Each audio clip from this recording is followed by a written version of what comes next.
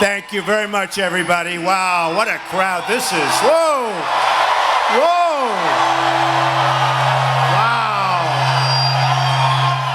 So, I know you have a team that we sort of like. We like Georgia, right? Don't we like that team? Do we love Herschel Walker? Right?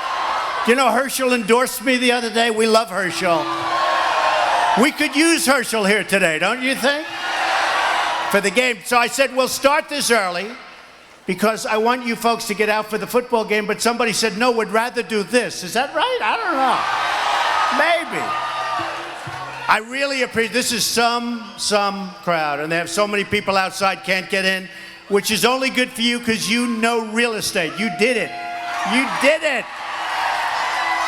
Amazing. Amazing. You know, a friend of mine from New York, he's a very rich guy, very wealthy guy, very successful. You would have heard of him. He called me up and he said, I hear you're going to Atlanta today. It's all over the newspapers. I said, I am. How many people? I said, thousands. He said, do you have prepared remarks? And I said, no, not really. I have remarks. Our country's going to hell and we're going to fix it and make it great. That's my remarks. And he asked me, he said, how do you do that? And I really mean this, and not just here. There's so much love in these places. When I go, we went to Dallas and we had 20,000 people where the Mavericks play, packed. And the love in that room. We went to Mobile, Alabama, we had 35,000 people. Mobile. We went, the other day, we went to Oklahoma. We had a band shell outside. It was rainy and rough, and we had, in fact, it was so bad I put the red hat on, like you people have. I didn't want to mess up my hair. It's true. But we had 20,000 people in Oklahoma. When we go to New Hampshire, when we go to Iowa, when we go to South Carolina, and I actually told my friend, there's so much love in the room. It really is. There's so much love in the room. It's like easy. It's not hard. It's fun. And I mean that. It's really amazing. It's really amazing. So the one thing, and I have to tell you, and I say it all the time, because I like people to be aware of it. One thing we have to watch is, you know, I'm self-funding the campaign. I'm spending all my own money. I'm not asking. I'm turning down. I turned down millions and millions of dollars. In fact, it's so not like me. I'm like, do you believe that I'm doing it? Why wouldn't I take it? Even though I don't need it, I don't want it, why wouldn't I just say, yeah, give me the money? Guys are willing. You know, when you're number one in every single poll in every single state,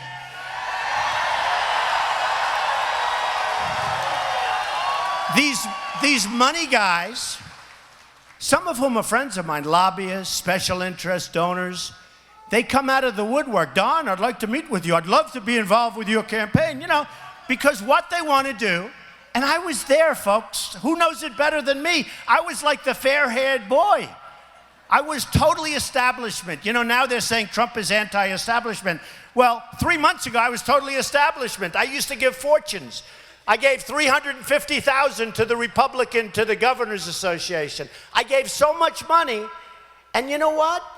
Now I changed. All of a sudden, I'm not establishment, but I'm doing it because I got so sick and tired of politicians, all talk, no action.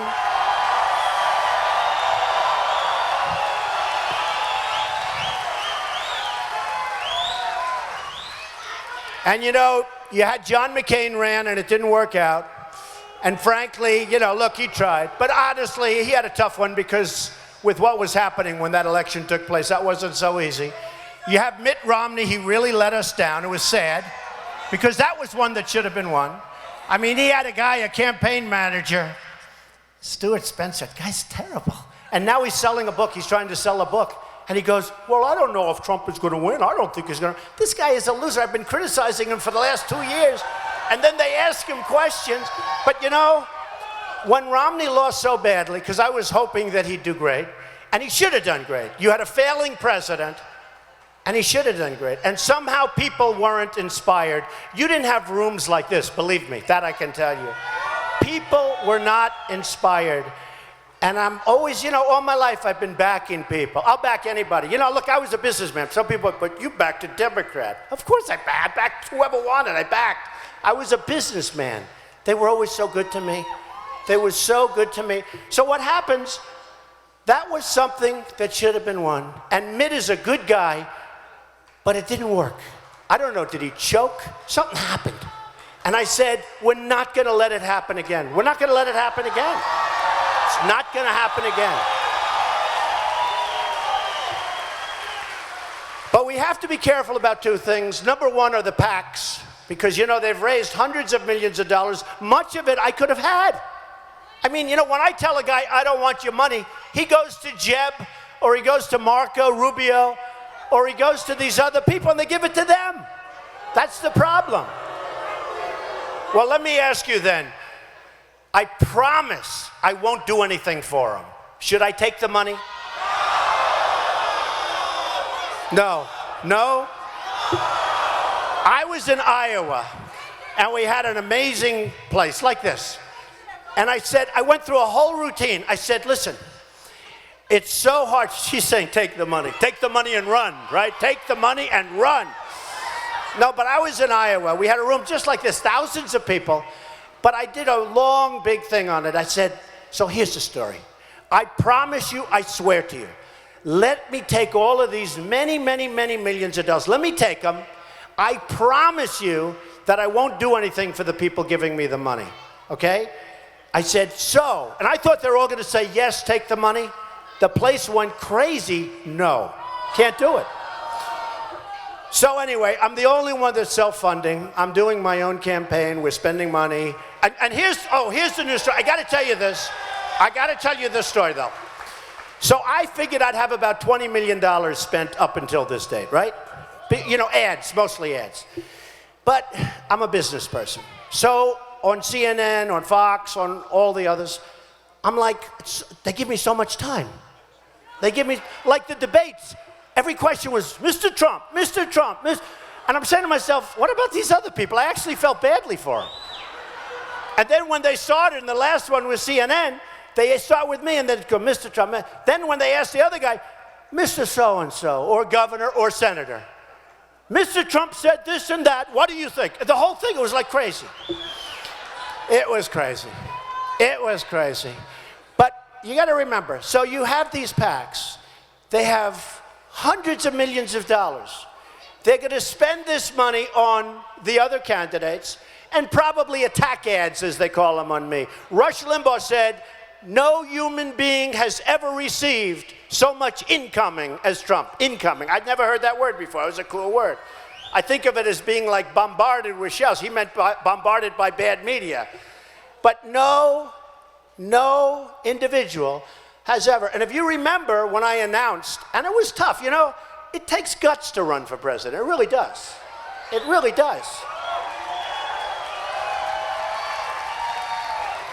This isn't something that I needed. And actually, I did Face the Nation. It's going to be on Sunday. Nice guy, John Dickerson. And I did last week. Oh, by the way, I have to say it because we're going to put out a press release because nobody's going to report. So last week, I do Meet the Press. Did anybody see it with Chuck Todd? And I did this week with George Stephanopoulos. So I did them. So I said, and I just asked Corey, my campaign manager, I said, how did they do in the ratings? So Chuck Todd said, now maybe it's wrong, and if it's wrong, I'll end up with, story, Trump said, but that's what supposedly he said, that he did unbelievable numbers, his best numbers in 4 years. That's with me as a guest. George Stephanopoulos, their numbers were through the roof. I mean, literally, their numbers were through the roof. George, who treated me fairly, and so did Chuck. So I did it. And this week we're doing Face the Nation. Watch how big the numbers are. It's crazy. It's crazy. It's like The Apprentice. It's crazy. But I have to tell you, the press gives off false signals. So false. And I've never seen anything like it. I mean, now if you sneeze, you end up with a story. But I've never seen, some is honest, I'd say 30%. And some is pretty dishonest, and some is really disgusting. Knowingly bad. And I tell you two things. You're going to see a lot of inaccuracy from the press, and you're going to see a lot of commercials about Trump and other people. Those commercials are made by people that want influence, like I used to be. I don't blame them. When somebody gives Marco Rubio $2 million, or Jeb Bush $4 million, or Hillary Clinton a lot of money, for the most part, yeah, she's not doing so well.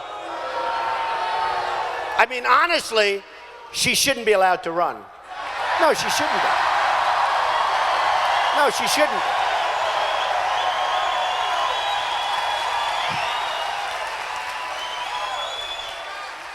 I don't think that the Democrats are going to stop her from running because the system is inherently unfair. I can tell you this, if that were a Republican that did what she did with the emails, they would have been in jail 12 months ago. They would have been in jail. It's a very unfair system. It is a very, very unfair system. But I'm telling you, if that were a Republican, it's called jail time. Clink. General Petraeus. You know, it's funny. I watch all these guys that I'm running against. We had 17 total. Now we have 16. Scott Walker was favored to win. And, you know, he went after me. All of a sudden, he was my friend. He came to my office 7, 8 months ago. He gave me a plaque, a trophy, a plaque, because he thought I was great and because I helped him. And he was fine. And then all of a sudden, a month ago, he hit me. I said, why did he do that? Because he was not gaining. And then I hit him back and he's out. He's gone. No, he's gone. And then, no, he's gone. And don't forget, he was favored to win. He was favored to win. And I heard Charles Krauthammer and some of the others, some of the pundits saying, before I got involved, they said, this is the finest field of people that have ever run for political office. I'm saying, really? You know, why? I don't get it. So he's gone. And then all of a sudden, the governor of Texas, former Governor Perry, he hit me so hard.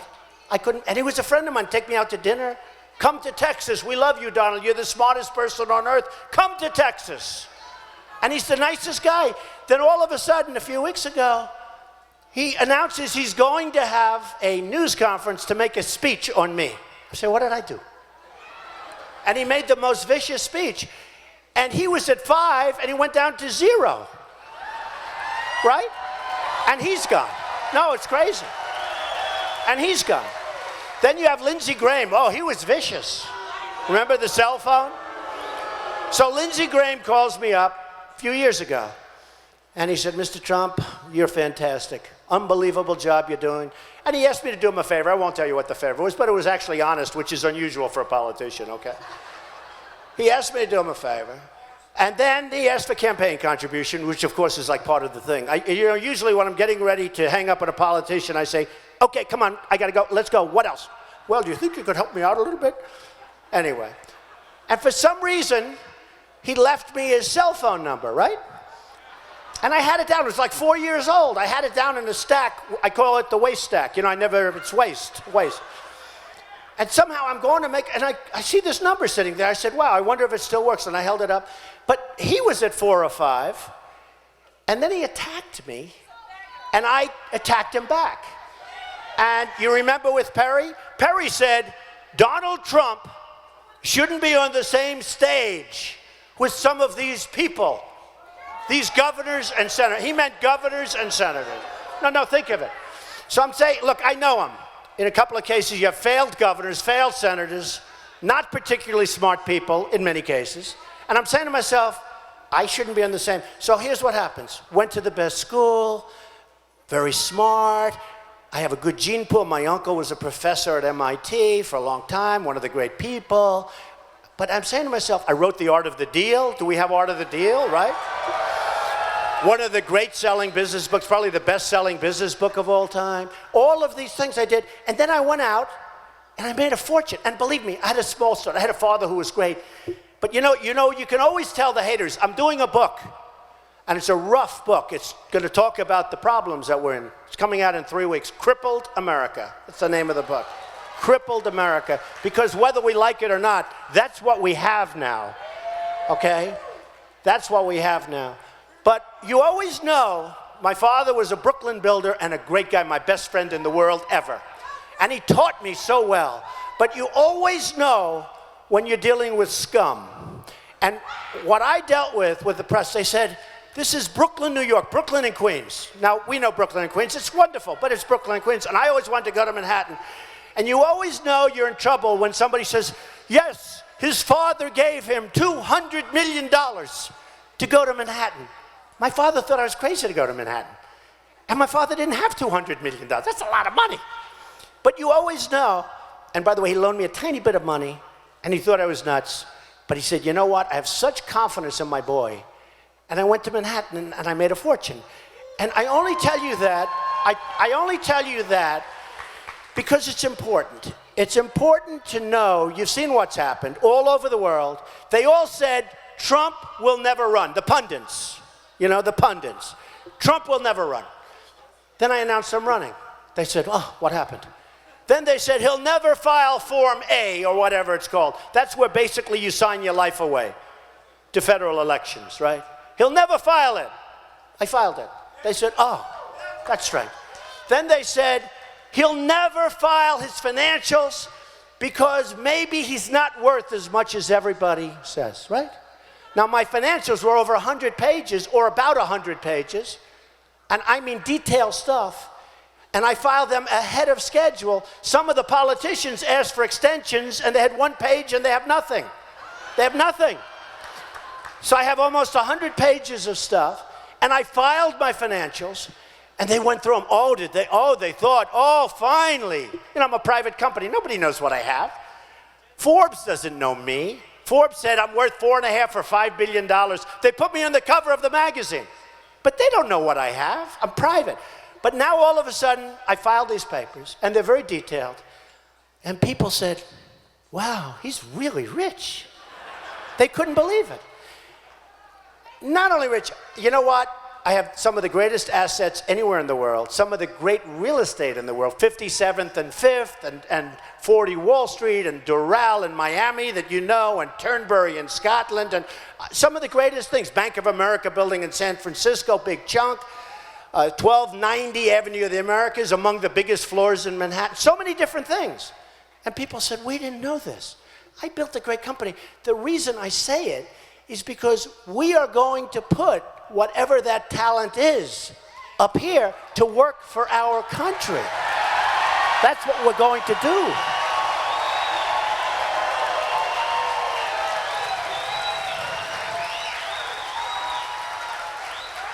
Because our country is in such trouble.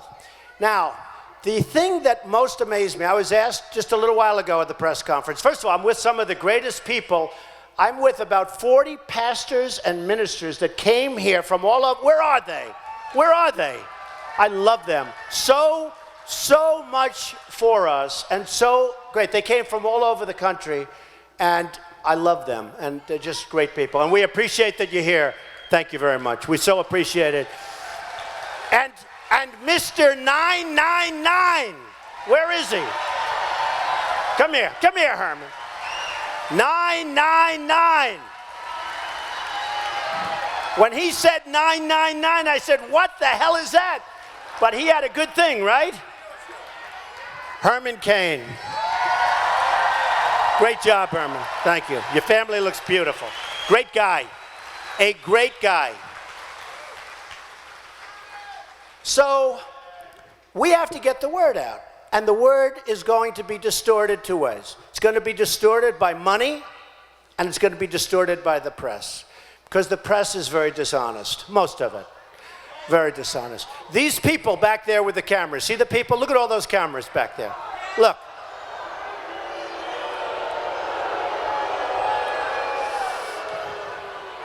No, they're very dishonest. And again, not all of them.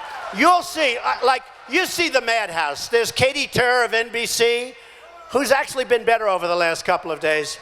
You have CBS, you have ABC, you have CNN, you have Fox, you have MSNBC, you have everybody. And look, so here's what they do. Because we've had crowds like this. I mean, everywhere we go, we have not only sellouts, there are thousands of people outside. And my wife, every time I go home, hello, darling, nice speech. Were many people there? It's true. Were many people. Because you know what? They take those cameras, they have it drilled on my face. They never show the audience. And then Katie and the other ones, oh, CNN is brutal. And we're on live CNN. Can you believe I'm on live and I'm saying they're terrible? Brutal.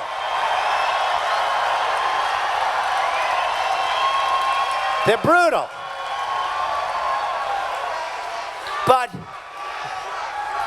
it's the way it is. They are brutal.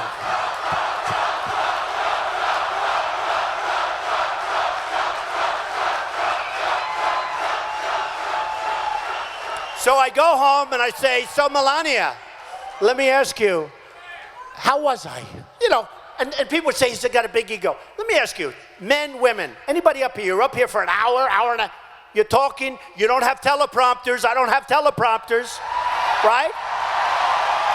Right? I've always said, if you run for president, you shouldn't be allowed to use teleprompters. You shouldn't be allowed. Because you don't even know if a guy's smart. He's reading, ladies and gentlemen, thank you very much. This is wonderful. Speed that teleprompter up. Ba, ba, ba. I joke.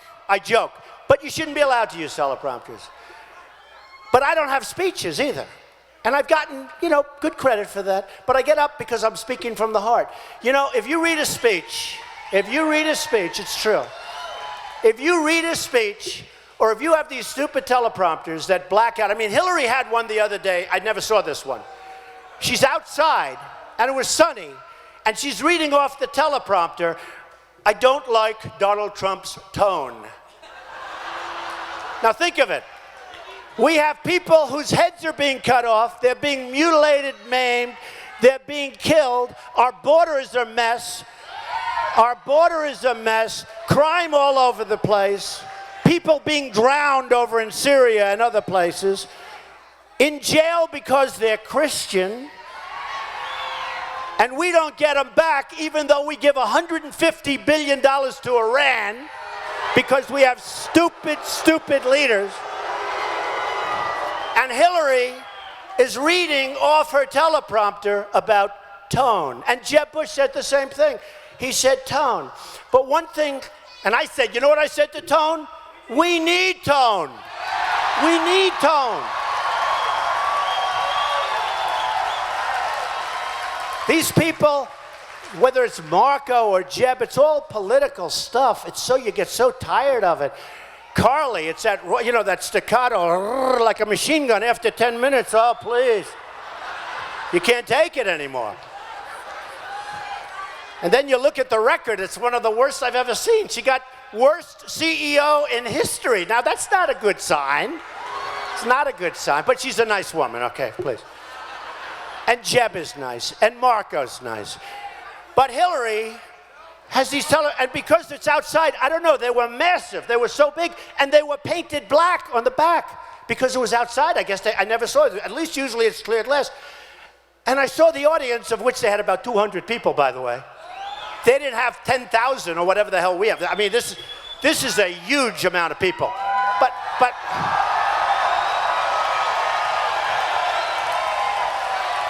But she's got this massive teleprompter, and the backside is painted black, so she can read it better. And I'm saying that must be awfully tough if you're in the audience. You can't even see her. You can't even see through the glass. But the distortion of what's said is incredible.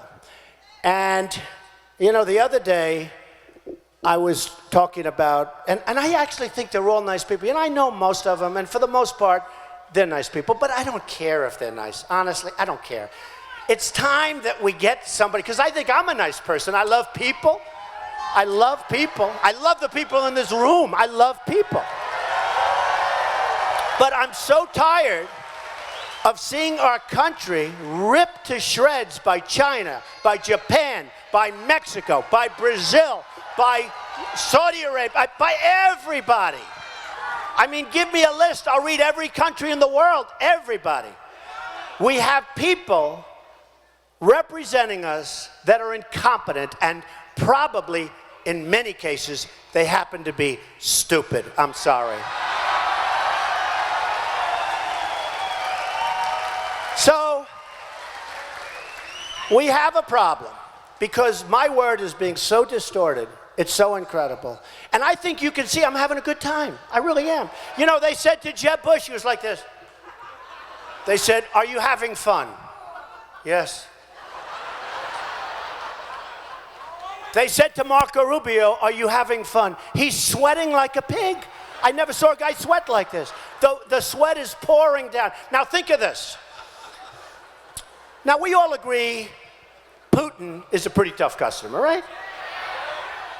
Who would you rather negotiate with Putin, Trump or Bush?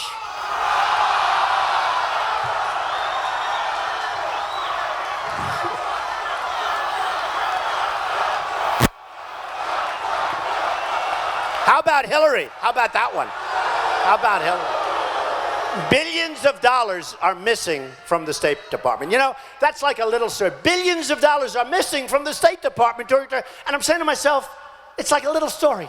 Billions. Billions. How do you don't let that happen. You don't let that happen. If like there's $2 missing from his business, he kills somebody. Here we're talking about billions. But think of it.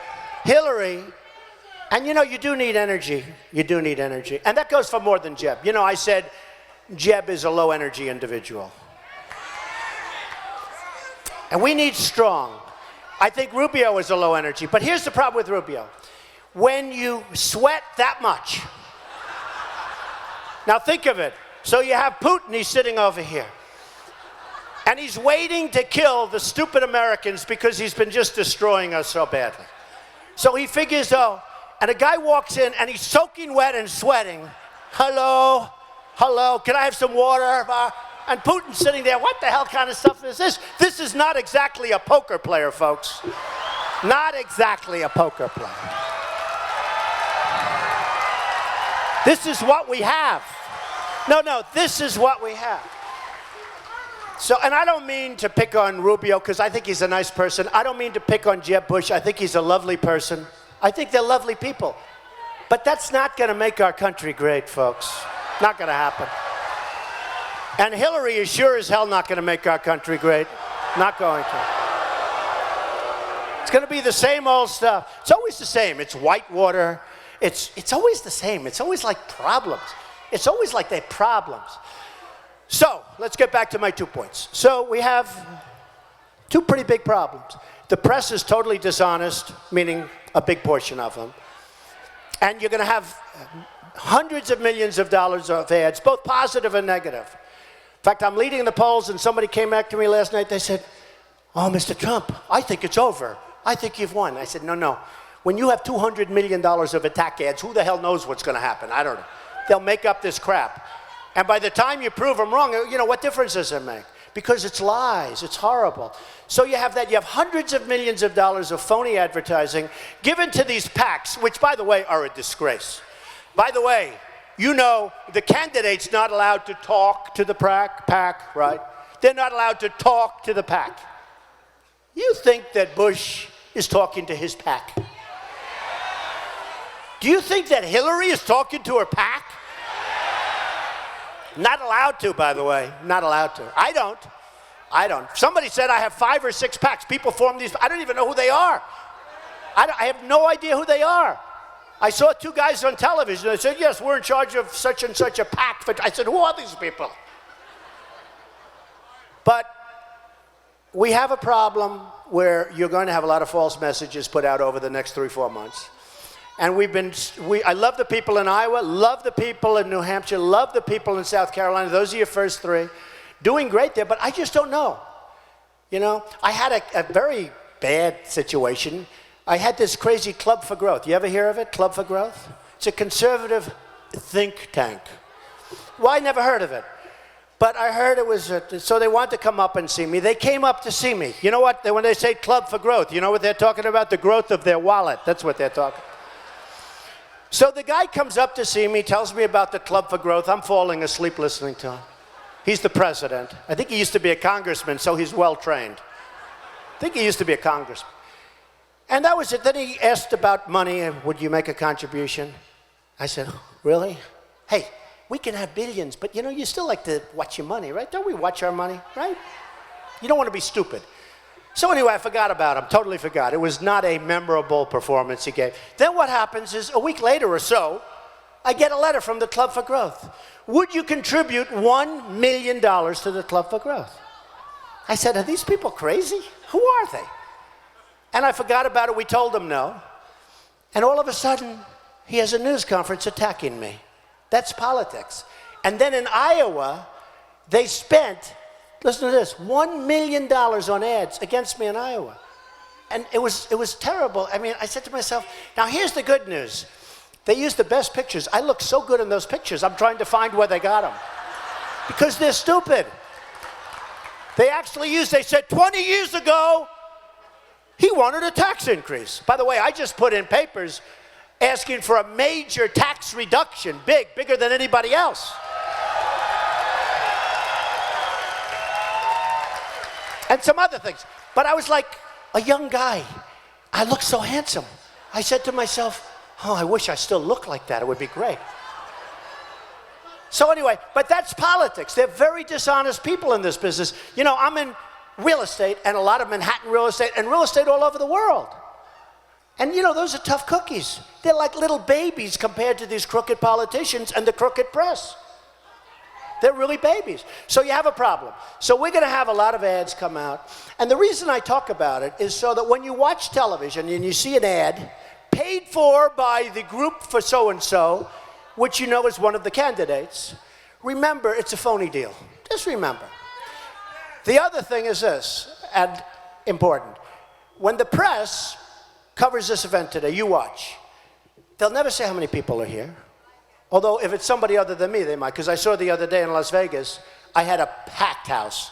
Did a great job, got great reviews locally.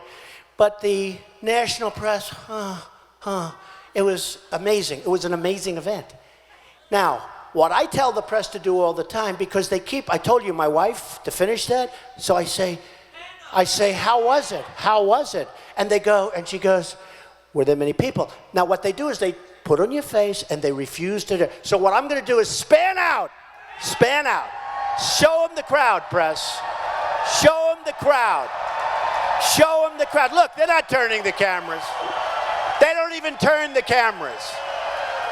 They don't even turn the cameras because you know what? They're very dishonest people. They're very, very dishonest people. Why don't you span it? Span it. They're very dishonest people. So they get up and they talk about things, but it's a very unfortunate thing. So what I'm saying and what I learned and what I told my friend before, it's amazing how smart the public is. Because the public gets it. The public gets it. We have a little incident where I go and meet the press last week. Now, he said it was the highest ratings he's had in 4 years. Don't hold me to it. But Chuck Todd told my guy it was their highest in 4 years. George Stephanopoulos said something like this, and it was like 8 million between the two shows. Watch how good Face the Nation does this weekend. I'm sure that CNN loves hearing that commercial. Watch how good it does. So just think of this. So we have a situation where we, all together, are being fed so much false information. So much false information. One of them is crowds, which isn't even the big deal. But you know, if you say there are, I don't know, 8, 9, 10,000 people here today, nobody knows. And they say, yes, Donald Trump had a small crowd, not enthusiastic. And I'm saying, isn't that terrible? We have one. It's a really dishonest group, Politico. Did anybody read that crap? It's losing his shirt. I hear that. So we have this guy, I don't know his name, Ben Schreckinger. Every single article is a horror show. I'm winning the polls. He said, I should have done better. And he goes, the other day they call up, we want to do a story about Mr. Trump's businesses, but just the ones that didn't do that well. So we say, what about the hundreds that did great? No, we're not interested in them. And he actually gave this statement in an email. He said, it goes without saying that he's done well. It goes without saying. Talking about, well, that goes without saying, so we don't have to write about them. And by the way, one of the things I'm most proud of, when I got caught in depressions, recessions, I had friends that went bankrupt, they're gone, never to be seen again, I never did. But when I got caught in recessions, depressions, and I'm building a $2 billion building or a $1 billion building, I always came out great. I always came out great. Don't worry about the banks. These are tough people. They can take care of themselves. They can take care of themselves. But I always came out great. And that's what we have to do with our country. Because we're going to have good times, bad times. We've got to come out great. We've got to come out strong. So, with Meet the Press, the big story is whether I'm staying. And I just want to tell, and I'm going to say it very, very firmly, and I said it a little while, but I'm going to say it so strongly. Are you ready? I love this. I love the people. I love the country. We're never, ever getting out of this deal, okay? Ever. Ever. We're winning. We're going to take it to Cleveland, where we have the convention. And after that, we're going to beat Hillary or whoever it is so badly. So badly.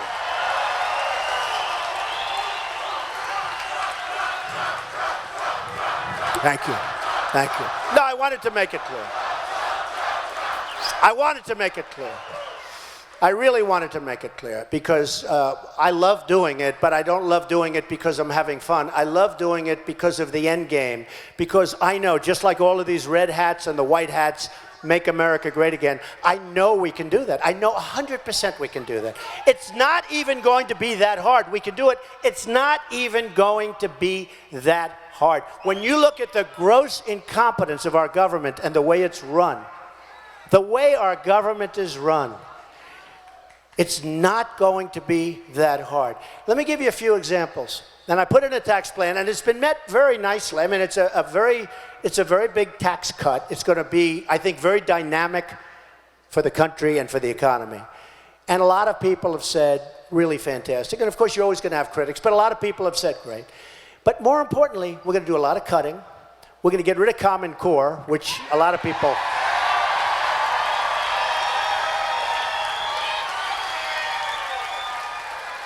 We're getting rid of Common Core. Can you imagine? There are those that really believe that your children sitting here in the middle of Atlanta or any place else, New Hampshire, Iowa, South Carolina, no matter where we go, I have the same thing. I have the same thing. They want to have parents' meetings with the teachers, with the principals. You know, the United States is 28 in the world in terms of education. And yet we spend more per student by far than any other country. So we spend more money by far than any other country, and yet we're 28.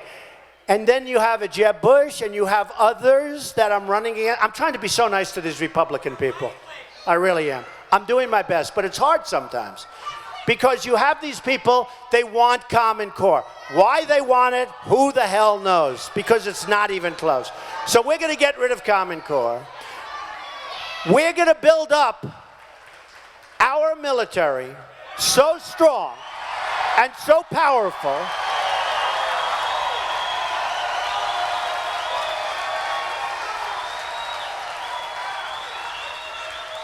a very good man, general, retired 2 weeks ago. And he said the Army is the least prepared in its history. You heard the quote. Our Army today is the least prepared in our country's history. Now, this is from a general who's in there. He knows. We don't know. He knows. I sat there, I listened. It's hardly covered by the press. That's an unbelievable, to me that's front page and there should be no other story. Hardly covered by the press.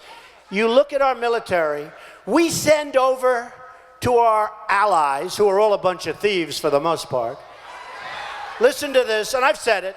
because I find this to be amazing, because I know how big a deal it is. It's like a movement of a massive situation. You need a flotilla.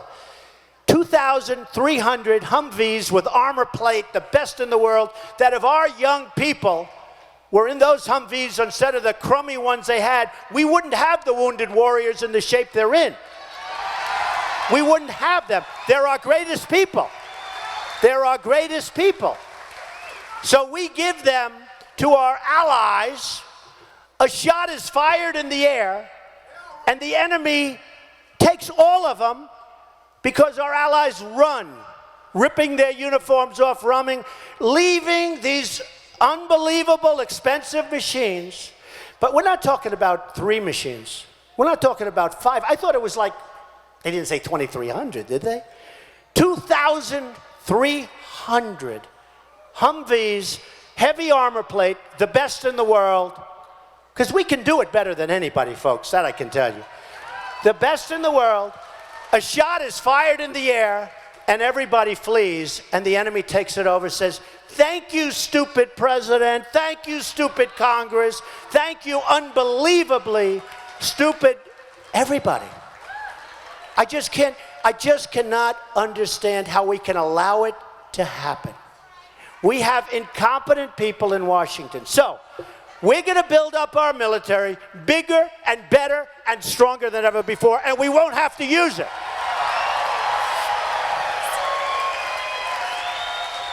We're going to take care of our greatest people, our veterans. We're going to take care of them. Thousands are dying waiting in line. Thousands are dying committing suicide. Thousands. The reports are unbelievable. I don't even like talking about it. The reports are staggering. They're staggering. Our vets are not being treated properly. Illegal veterans are being treated better in many cases. The illegal immigrants, let me just tell you, illegal immigrants are being treated better in many, many instances than our great vets. It can't happen. It can't be that way. It cannot be that way. So our vets are going to be treated great. Our military is going to be strong. We are going to have a border where people cannot come into this country illegally. We're going to have that border. And we're going to build a wall, and Mexico is going to pay for it. They're going to pay for it. And it's going to be a real wall. It's not going to be one of these jobs I saw the other day where trucks are going. They build a ramp, and they have trucks loaded up with drugs going back and forth. What are we doing? What are we doing? And I love Mexico, and I love the Mexican people. I have thousands of Mexican people and people from all over. But I have thousands of Mexican people working for me. They're incredible. Their spirit, they're everything. They're great. But their leaders are too smart for our leaders. We don't know what we're doing. And every time I say, we're going to build a wall, everybody loves it. I say, Mexico's going to pay for it. And our stupid politicians say, that's not possible. That's not possible, they say. And for them, it's not. First of all, this is going to be a Trump wall. This is going to be a wall that people aren't going over. If they go over it, it's going to be a long way down, very uncomfortable. And we got to stop the drug trade. You know, the drug cartels are pouring in. They are pouring in. It's going to Chicago, it's going to New York, it's going to Atlanta. It's going all over the place, and it's causing problems. So here's the deal. We get the drugs, they get the money. They leave with satchels and satchels of money right across the... So we're going to build a wall. Mexico's going to pay. So the other day, I was listening to one of my people that I'm competing against, if you can believe. Can you believe I'm a politician now? I never thought I'd say that about myself. I'm embarrassed. So the other day, one of these politicians is saying, who knows nothing about construction. I mean, I build great buildings. Look at the buildings I built. This is so easy, a wall. Probably precast plank. You know, a parking garage, you ever see? They run those suckers 80, 90 feet long, precast, beautiful. They come in trucks, it goes up like magic. Wouldn't it be nice if we had them standing up right in a foundation? Just, nobody's going over it, folks. And it's not expensive. So easy. That's what I do best. In all fairness, had a lot of success. What I do best is build. Think of it. To have a president that knows construction better than anybody, and we have an infrastructure that's crumbling. Our roads, our highways, our airports. I mean, they came in, they built a veterans hospital in a certain location, like over $1 billion. I said, how much did that cost? They didn't know. All they know was much more than $1 billion. Took many, many years. Thing looks like it's cost 50, 60 million bucks. And I'm good at that. I can look at a building and tell you what it should cost. Wouldn't it be nice to have a president that really knew construction? Remember the Wollman rink in Central Park? Remember the famous Wollman rink? I mean, it's sort of interesting. I haven't mentioned it in years, but the Wollman rink in Central Park, it was there. It was under construction for 8 years. They couldn't get it built, an ice skating rink. I went to the mayor at the time, Ed Koch, and he got angry at me because he thought I I showed him up. But I went to the mayor and I said, let me do it. I did it in 4 months, and we had money left over. And they had spent almost $20 million. I spent like $1.8 million. And most of the money I spent was ripping down everything they did. So wouldn't it be nice, we have a big infrastructure problem. But here's what I did. I told the certain politician that actually said it's not practical for Mexico to pay.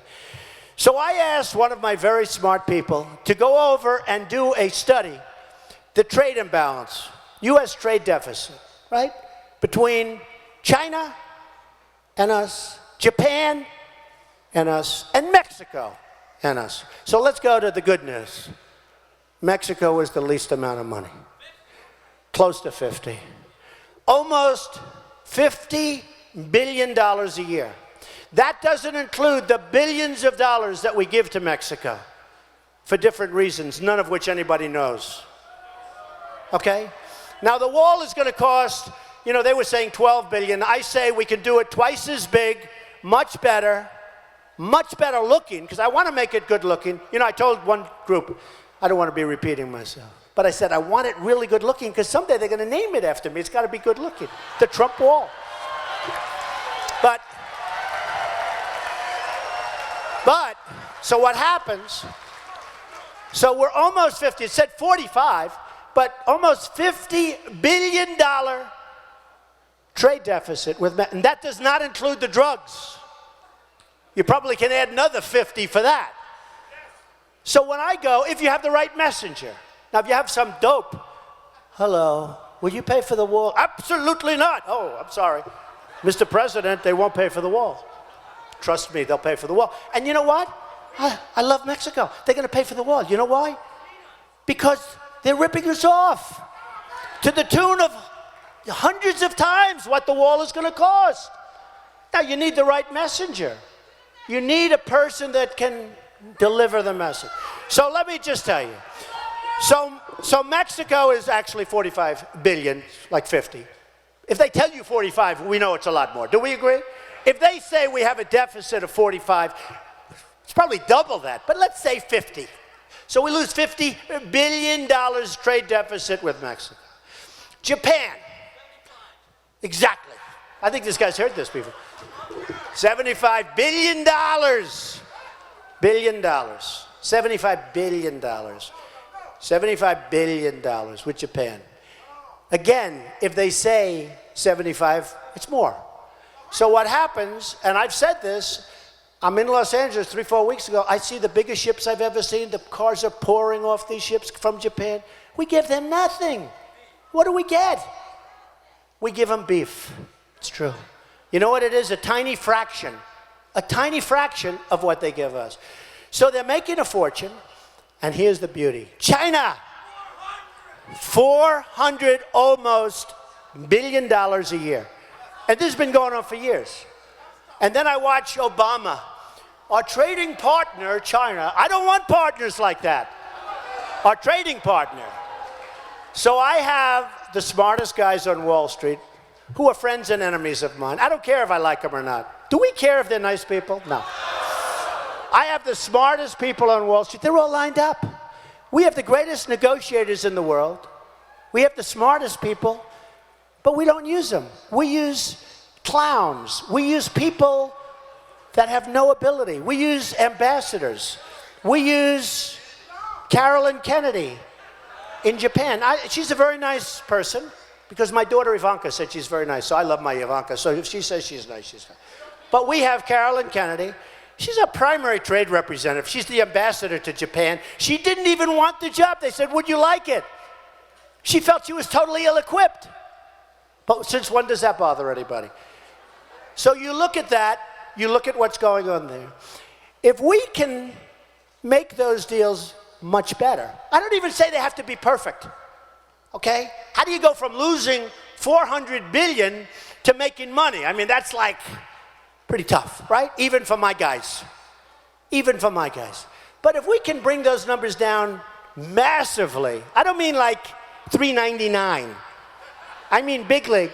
And then over a period of time, ideally not too long, we bring them down, so even if it's a break even, do you know the kind of money that you're talking about? I have great relationships with China. I have tenants in my buildings that are China.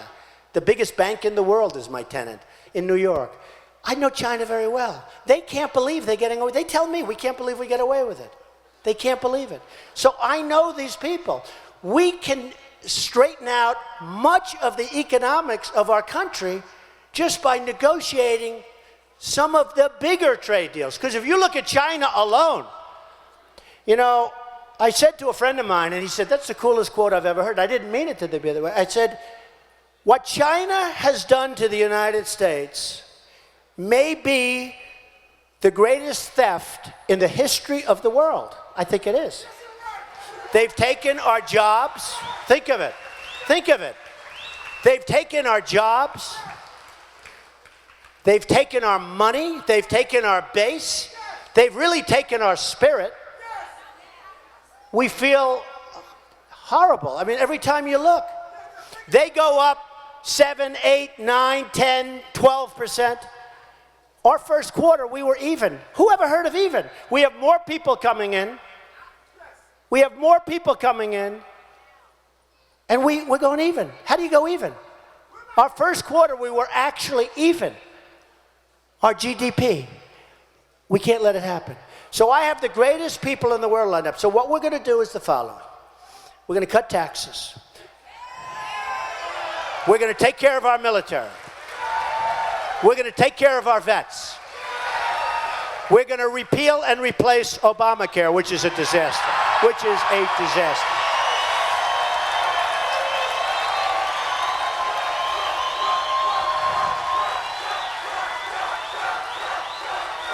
We're going to, thank you. We're going to build a wall, and we're going to have a border. And we're going to fight the whole anchor baby situation, which is insane. Which is insane. And by the way, some of the greatest legal scholars, you know, you heard, well, Mr. Trump said, a woman's pregnant. She's like almost 9 months.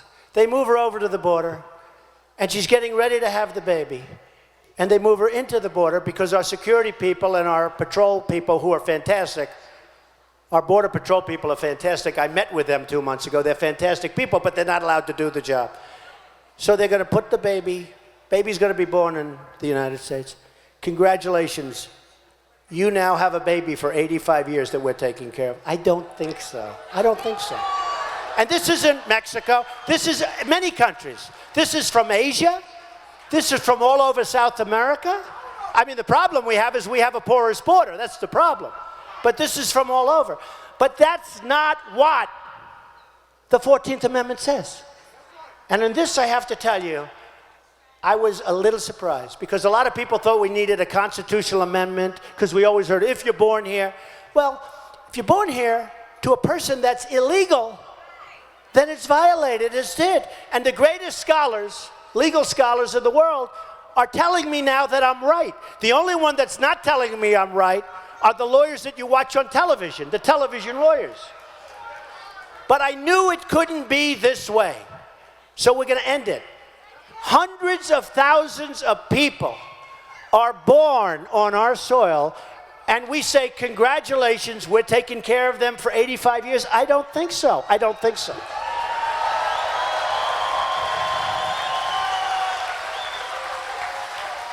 And on illegal immigration, and I have to tell you this, I want people to come into the country, just so you understand. I'm not saying nobody can. I want people to come into the country, but I want them to come into the country legally. Legally.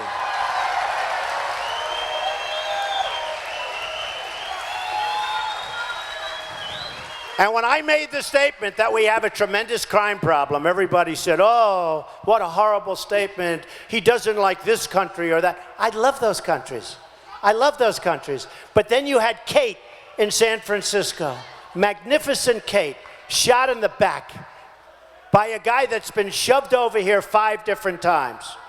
You had Kate. You have so much other. We have massive crime, and people didn't want to talk about it. And had I not brought it up at my opening, you wouldn't even be talking right now about illegal immigration, and it's become one of the biggest factors. One of the biggest factors. So I want people to come in. I want people that go to Harvard and all of our great colleges. When they're finished and they do well, we force them out of our country. I want them to stay if they want to stay, and many of them want to stay. Let them stay. Let them go to Silicon Valley. We want great people to stay in this country. So this has been an amazing experience for me. The whole thing has been from day one. From the time I started, where everybody said, he'll never do it, till now, where we're not leading by a little bit, not a little bit, we're leading by a lot everywhere. Everywhere. You know, yesterday a poll came out in New Hampshire where we're leading by close to 20 points. You believe that? Does anybody write it? No. But we're doing great, and it's been fun, but it's been fun for a different reason. I see the end game. I see what's happening. And I tell people when there's spirit like in this room, I say, look at around the people next to you, because this is more than just a group of people. If you had somebody else over here, they wouldn't be in this big, massive room. They'd be in a small hotel conference room. They'd have 50 or 60 or 90 people, and they'd be sitting around falling asleep. I'm telling you. This is a movement. One of the people who works for me, George, just before I came up, he said, Mr. Trump, I've been doing this for 25 years. And he's done it at the highest level. He said, I have never seen anything like what's happening with your campaign. I've never seen anything like that. I've never seen anything like that.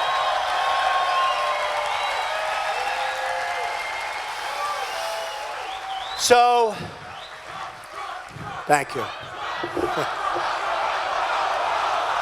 Thank you.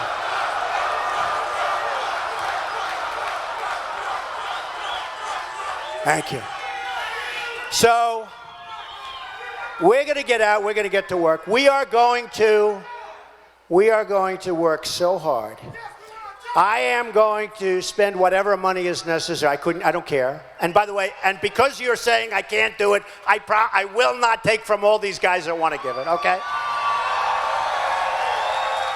And to be honest, what does that mean? When the lobbyist comes up to see me that he's representing Ford or he's representing Boeing or he's representing somebody, and he wants a favor, and I didn't take his money, it's so easy to say, no, I have to do the right thing, right? It's so easy. But we are going to do something that's special.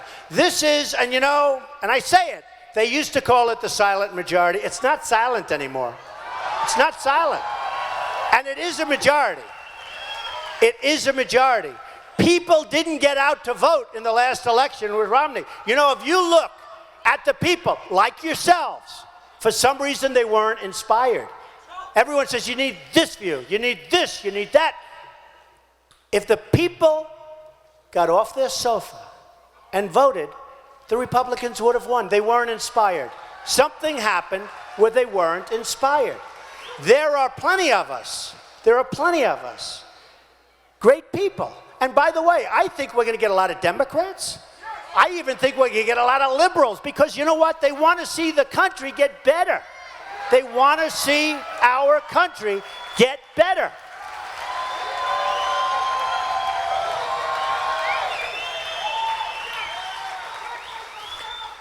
So I want to thank everybody for being here. We'll be back a lot. Atlanta's a special place. So many friends. And we are going to make America great again. Thank you. Thank you. Thank you, everybody. I love you. Thank you.